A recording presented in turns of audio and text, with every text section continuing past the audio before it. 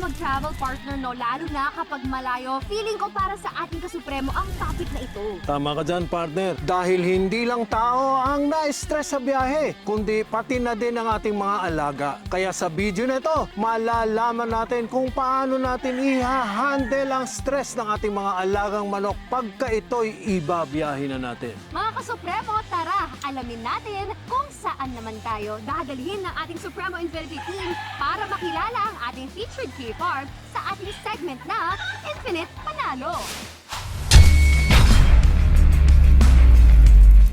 Ako po si Jonathan Oracion ng Tuba Benguet. Ang pangalan ng farm ko is Kurukan J.O. Game Farm.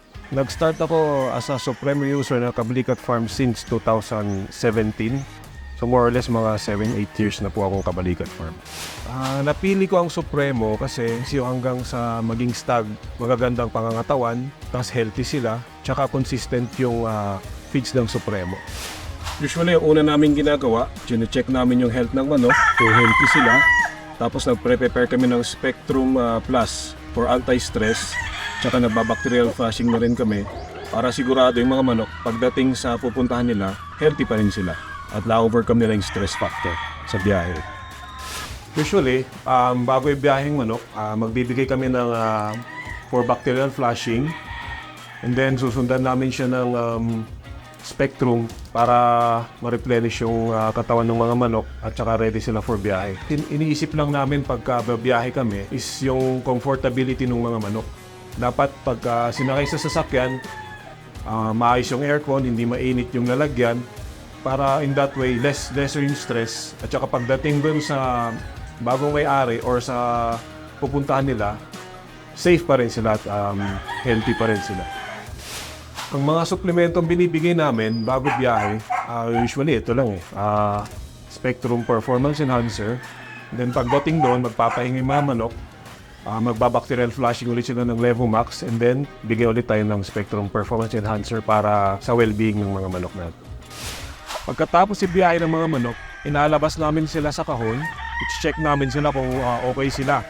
Tapos nilalagay namin sila sa malilim na lugar kung saan makaka-recover sila sa stress. And then once na okay na sila, ipupulong muna sila for quarantine for some time.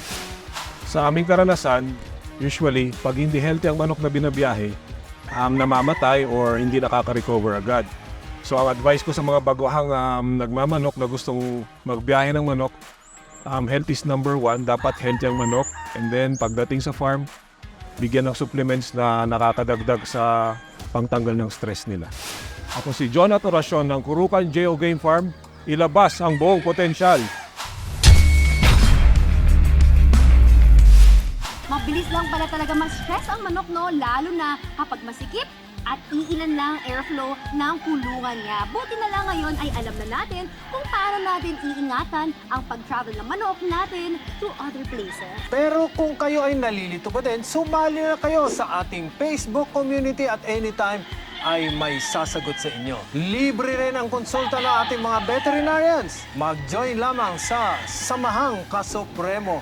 Huwag niyo din kalimutan ang ating Facebook page at YouTube channel. Kaya't like and subscribe na para sa makabuluhang usapan.